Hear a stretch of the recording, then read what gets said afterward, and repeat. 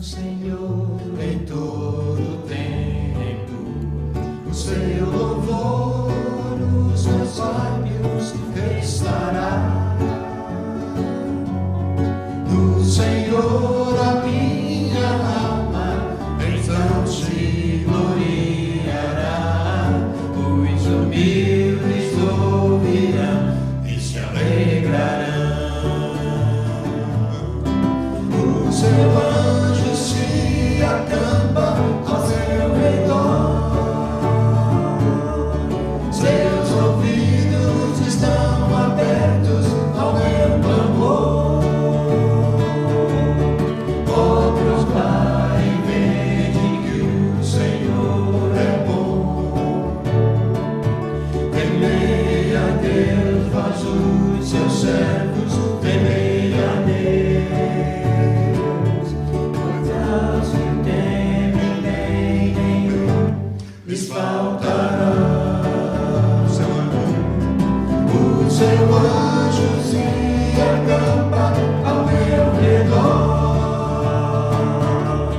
Seus ouvidos estão abertos ao meu clamor. Oh, provai e vede que o Senhor é bom. Temei a Deus, vós os seus servos, temei a Deus. Pois aos que o temem, bem nenhum lhes faltará. O seu anjo se acampa ao meu redor. Seus ouvidos estão abertos ao meu clamor. Oh, provai e vede que o Senhor é bom.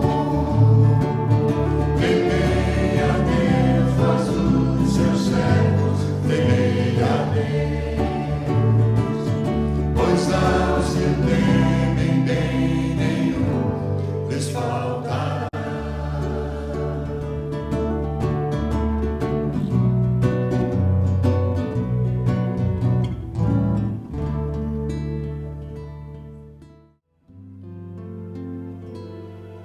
O caminho daquele que despreza Deus é escuro, tal qual a noite sem luar.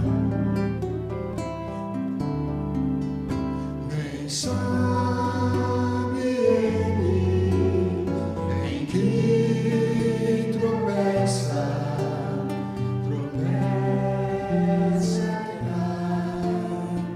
sem saber por que cair.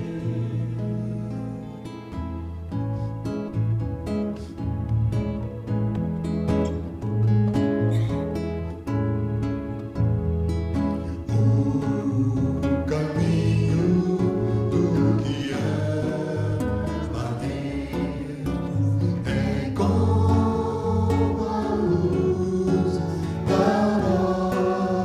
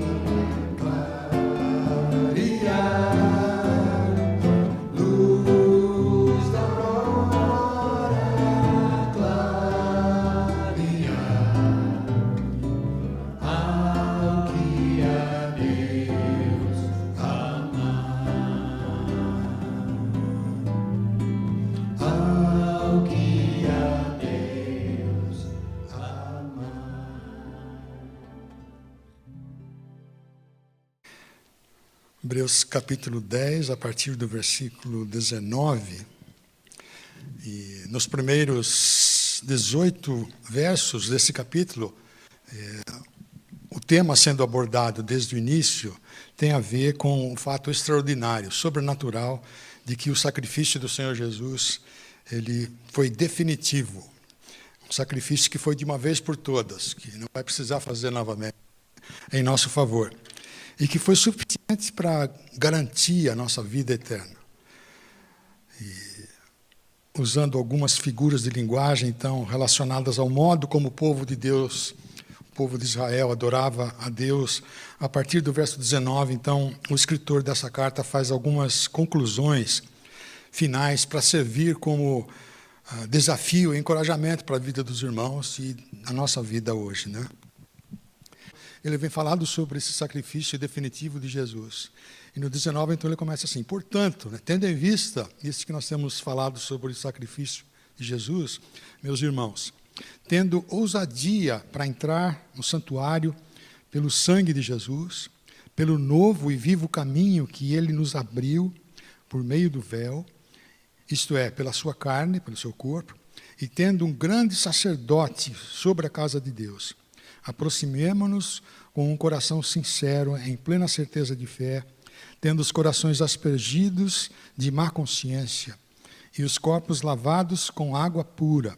Apeguemo-nos com firmeza à esperança que professamos, pois aquele que prometeu é fiel. Está do lado errado aqui. Tem uma música muito romântica dos meus tempos de juventude, mas que talvez ainda alguns já conhecem, mas é uma música que era cantada por dois irmãos, um casal, The Carpenters, e a música é Close to You. O primeiro verso diz assim: Why do birds suddenly appear every time you're here? Por que pássaros aparecem sempre que você está aqui por perto, né? Aí ele diz: Just like me, they long to be close to you. Assim como eu, eles querem estar perto de você. Falando sobre proximidade, né? É uma declaração que todo casal de namorado entende, essa poesia, né? Em outras palavras, proximidade entre duas pessoas é um aspecto essencial para que elas possam se conhecer, né? Expressar devoção, amor, e enquanto que distanciamento, afastamento é o oposto, não facilita, não permite que haja então um aprofundamento na amizade, no conhecimento mútuo. Por isso é difícil a gente acreditar que na legitimidade de qualquer declaração de devoção e amor que não seja acompanhada por um anseio de estar perto da pessoa com quem você está manifestando palavras de carinho, de amor, né? Tem que haver esse elemento de proximidade. E, no meu entender, essa lógica de pensamento, que é puramente dos nossos relacionamentos humanos, ela é válida para o nosso relacionamento com Deus. Funciona da mesma forma. A nossa proximidade de Deus é o que dá para nós o anseio de poder louvar e amar a Deus. Quando não há essa proximidade, o nosso louvor, a nossa adoração, ela é vazia, né? Ela não tem profundidade. E, então, no meu entender, essa lógica de pensamento funciona na nossa vida cristã, no nosso relacionamento com Deus. Então, o grau de conhecimento que nós temos, o nosso grau de devoção, o grau de louvor, de amor a Deus, são proporcionais ao grau da nossa proximidade com Deus, da nossa comunhão com Deus. E isso faz com que a nossa proximidade, então, seja um fator essencial para que nós possamos entender o significado bíblico de conhecer e de amar a Deus. Isso faz, então, torna a nossa vida cristã muito mais significativa, dinâmica. E eu li um comentário essa semana que diz assim: estar próximo de Deus é essencial para a compreensão correta da fé cristã, porque a fé, ela não pode ser compreendida cientificamente, porque não é uma fórmula, né? não pode ser compreendida racionalmente, porque ela não é uma mera linha de raciocínio, assim como ela não pode ser compreendida emocionalmente, porque ela não tem como base emoções e sentimentos. Então, não é à toa que pessoas não acreditam em Deus, porque eles acham que precisa ter uma dessas coisas, né? Se eu não conseguir provar cientificamente, você nunca vai conseguir. Porque a fé cristã não é uma fórmula, né? Não é algo que nós podemos explicar com a nossa mente racional. Como que você vai explicar a criação da humanidade? Vocês que já tiveram filho, como é que você explica um negócio desse, né? Em outras palavras, uma característica primordial da fé cristã é que ela não é uma fé racional, não é uma fé emocional. Obviamente que isso vai ter o seu devido lugar, mas a fé cristã é uma fé relacional. Nós precisamos ter um relacionamento pessoal com Deus, né? E é somente à medida em que nós nos relacionamos pessoalmente com Deus é que a nossa fé, então, ela se estabelece, ela amadurece, ela cresce, se aprofunda. É por isso, então, que nós devemos considerar seriamente as palavras de encorajamento e de exortação que são usadas diversas vezes aqui nesse capítulo, especialmente nesses versos que vamos ver, que não é um mandamento, mas é uma convocação para que, intencionalmente, nós nos esforcemos para estarmos próximos de Deus, temos um relacionamento pessoal com Deus. A ideia de aproximação, ela é repetida várias vezes nesta carta. Por exemplo, no capítulo 4, verso 16, onde ele diz assim: aproximemo-nos do trono da graça com toda a confiança, a fim de recebermos misericórdia e encontrarmos graça que nos ajude no momento da necessidade. Capítulo 7, verso 25, diz: ele, Cristo, é capaz de salvar definitivamente aqueles que por meio dele se aproximam, né, de Deus, pois vive sempre para interceder por eles. Temos aqui, acabamos de ler aqui no capítulo 10, versos 22 e 23, aproximemo-nos com um coração sincero, em plena certeza de fé, tendo o coração purificado de má consciência e o corpo lavado com água, apeguemo-nos. Quase praticamente a mesma ideia. Para você se apegar, você tem que se aproximar, né? Apeguemo-nos com firmeza à esperança que professamos, pois aquele que prometeu é fiel. Então, agora eu quero, sem me prolongar demais, eu gostaria que nós observássemos, especialmente nesses dois versos, 22 e 23, 5 qualidades ou 5 características que precisamos ter em mente ao nos aproximarmos de Deus. Como é que a gente se aproxima de Deus, se Ele não é visível, né? A primeira coisa que o escritor de Hebreus fala aí é: aproximemo-nos com um coração sincero, sem falsidade. Se você tem uma versão mais tradicional, é um coração verdadeiro. Uma tradução mais literal seria essa: um coração verdadeiro, ao invés de sincero. A ideia que as traduções não tão literais ressaltam é uma ideia mais suavizada. Ser sincero, para mim, pelo menos ao meu ver, é mais suave do que ser verdadeiro. Verdadeiro parece que tem mais peso, né? Porque eu posso ser sincero, mas eu não estou sincero da maneira errada, né? Então, verdadeiro seria a tradução mais correta aqui.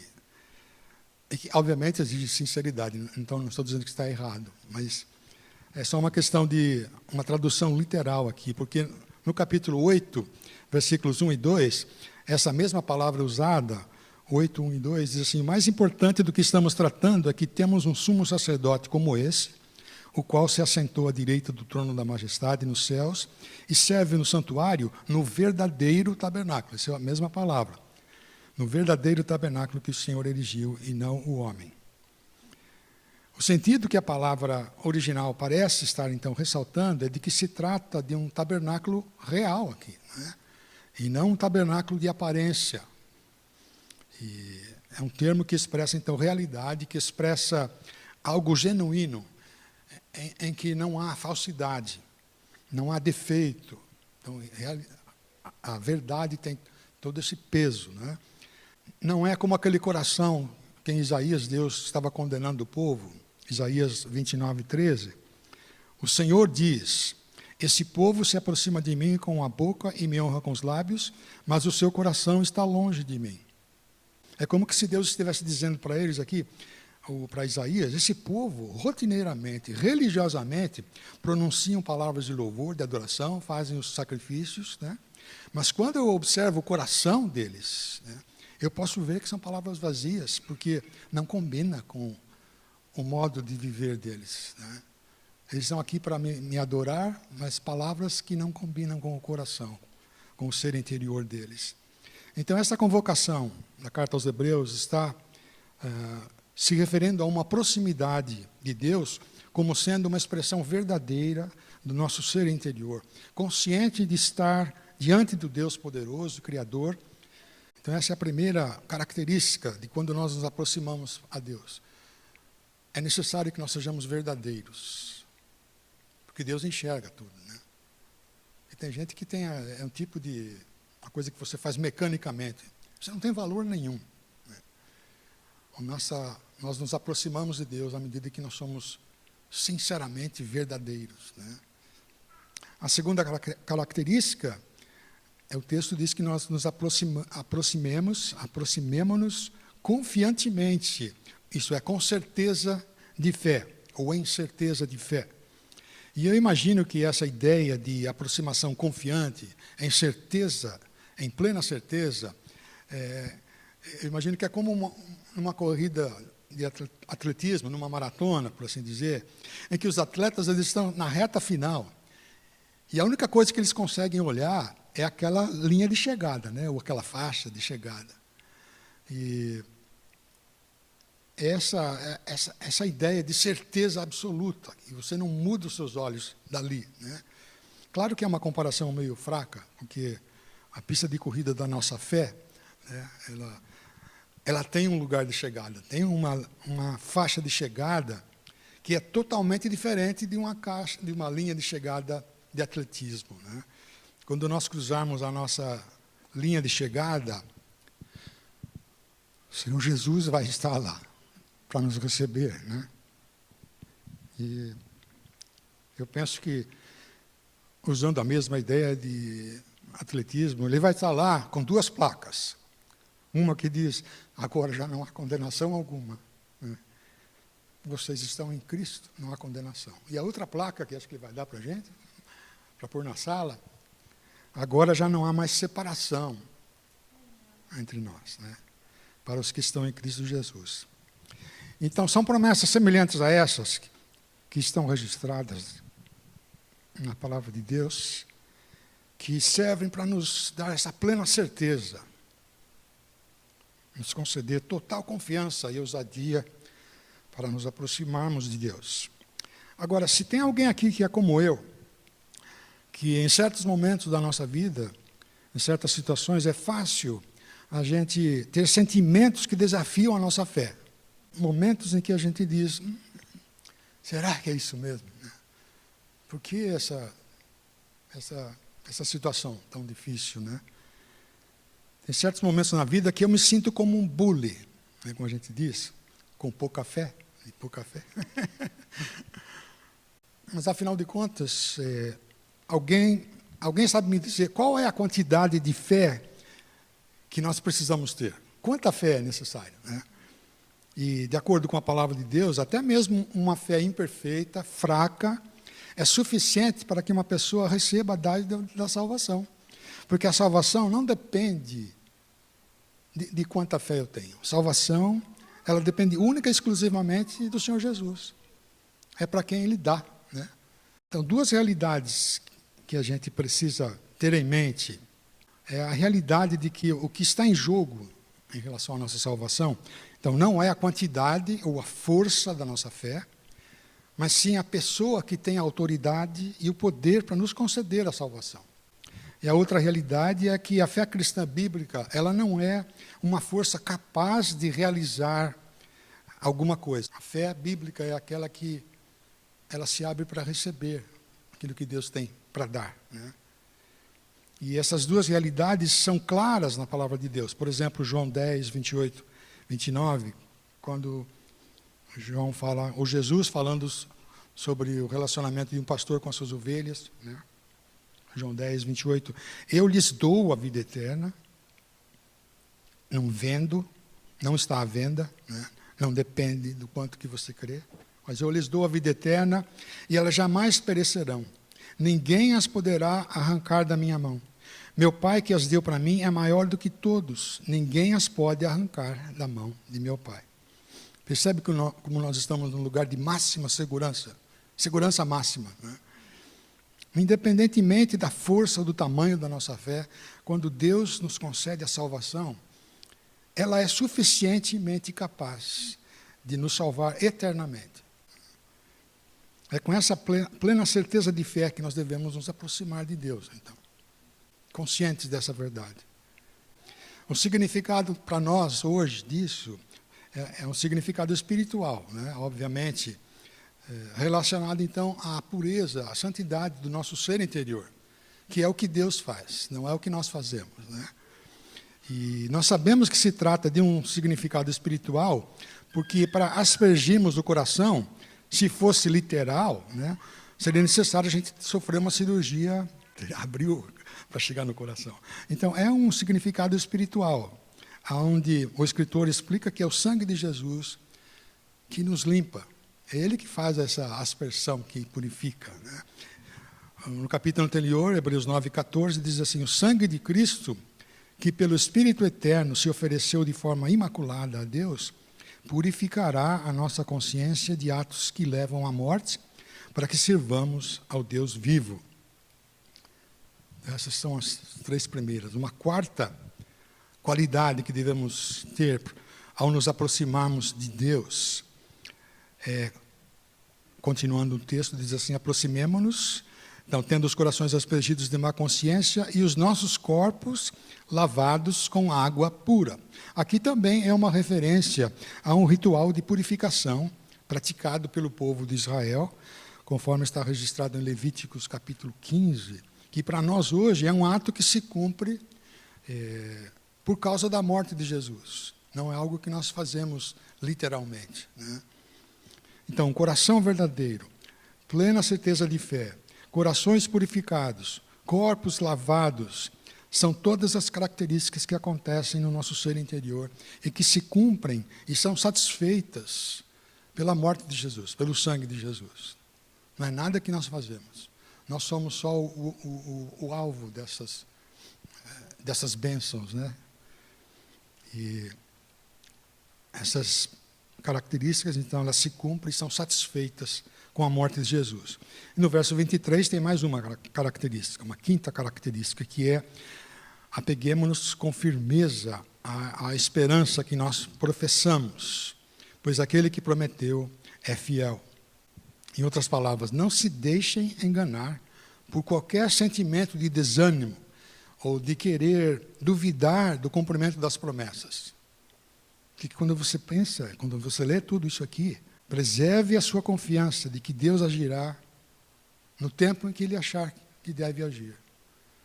Quando não está acontecendo do jeito que a gente quer, não é porque Deus, em alguma hora, decidiu fazer alguma alteração nessas bênçãos. Persevere na confiança de que Deus agirá no tempo certo.